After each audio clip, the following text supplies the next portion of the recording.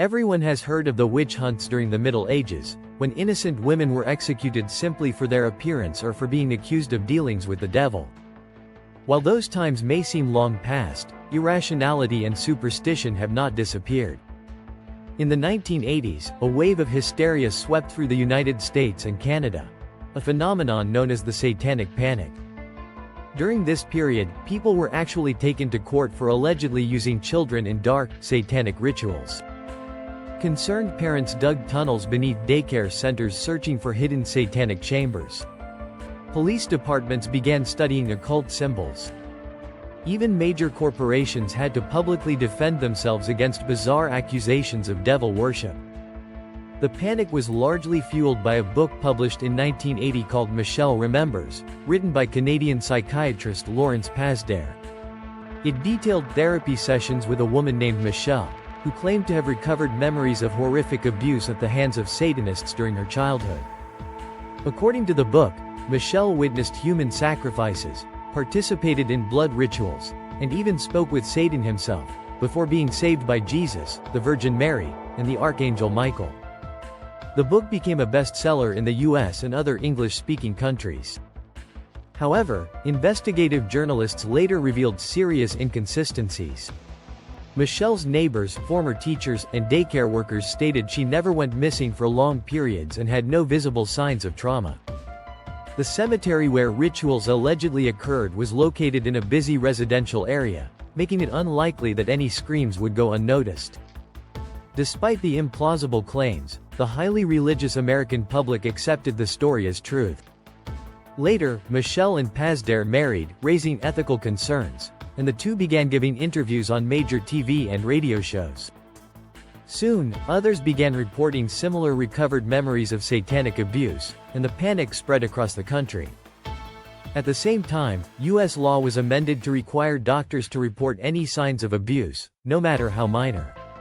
Scratches, rashes, or bruises could trigger police investigations. With rumors swirling about satanic cults, authorities became increasingly vigilant, leading to hundreds of criminal cases.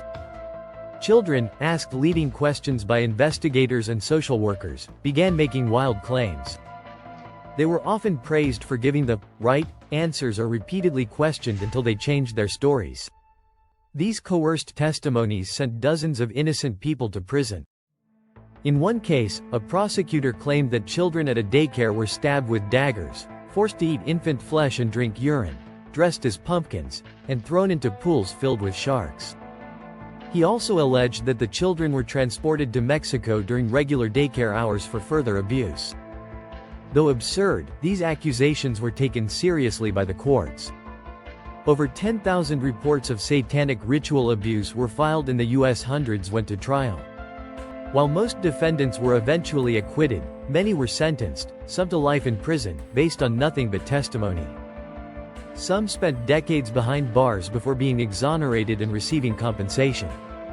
One particularly disturbing case involved Paul Ingram, a devout Christian and sheriff's deputy. His adult daughters, after speaking with a self-proclaimed prophet, accused him of years of satanic abuse, memories they allegedly recovered through prayer. Ingram initially denied the allegations but later confessed after intense questioning. A psychologist tested Ingram's suggestibility by telling him his daughters had also accused him of incest with their brother, a lie. Ingram remembered and confessed to that as well. Major companies were also targeted.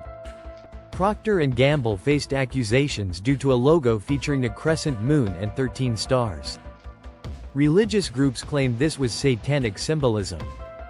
The company received thousands of letters and had to hire staff just to respond.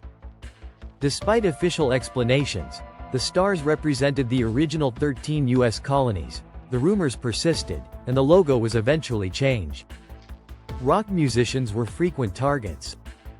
Bands using dark aesthetics were accused of hiding satanic messages in their songs. Some Christians played records backward to find hidden messages praising Satan. Songs like Led Zeppelin's "Stairway to Heaven" were said to contain such messages. Fundamentalists demanded government regulations and warning labels on albums.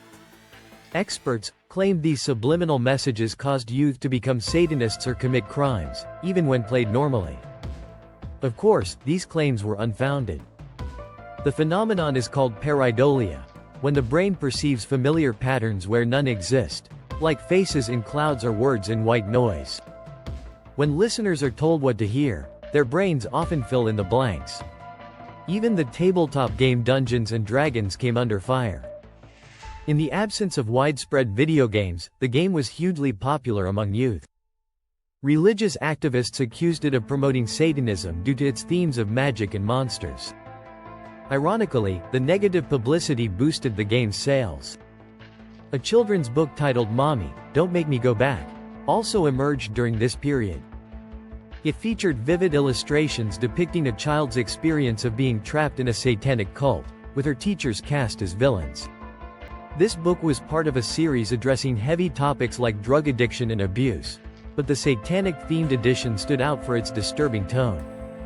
While no organized groups were found to be sacrificing children to Satan, isolated individuals with severe mental illness did commit horrific crimes. One example is David Berkowitz, the son of Sam, who terrorized New York City in the 1970s. He claimed a demon in a dog told him to kill. After being caught, he admitted he invented the story and murdered for pleasure. Another group, the Chicago Rippers, murdered 13 women in gruesome rituals. Their leader convinced others he had satanic powers. Victims were mutilated and used in so-called offerings.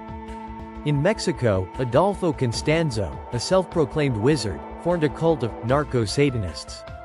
He performed rituals involving human sacrifice, including the murder of an American student, which sparked an international investigation. His ranch was discovered full of graves, weapons, and drugs. These criminals acted not out of organized religious belief but severe psychological issues. Still, their actions fueled the panic. One of the most infamous and expensive court cases in U.S. history was the McMartin preschool trial. It began when a mother accused daycare staff of abusing her child. Other parents, influenced by mass hysteria, joined in. Children gave absurd testimonies, claiming teachers could fly, stab them, and flushed them into secret underground tunnels. Archaeologists were hired to find the tunnels, none existed. The trial lasted 7 years and cost over $15 million. No physical evidence was ever found. All charges were eventually dropped. The original accuser later died from alcoholism and was revealed to have schizophrenia. As adults, the children admitted they had lied to stop the endless interrogations. Following the trial, laws were updated to prevent such miscarriages of justice. Guidelines were introduced on how to question children and evaluate their testimony. During the panic, many self-proclaimed experts emerged, producing training videos for police on how to identify satanic abuse. One such expert, a former police officer turned pastor, demonstrated ritual abuse signs using a young woman in a bikini rather than a medical dummy, raising serious ethical questions. The Satanic Panic was a clear case of mass hysteria, driven by fear, misinformation, and religious extremism. While true crimes did occur, they were the result of isolated individuals, not vast, organized satanic cults. Yet the damage, reputations ruined, lives destroyed, and years wasted, remains a stark reminder of how fear can override reason. Thanks for watching this video until the end. Don't forget to like and subscribe. Hope to see you again soon.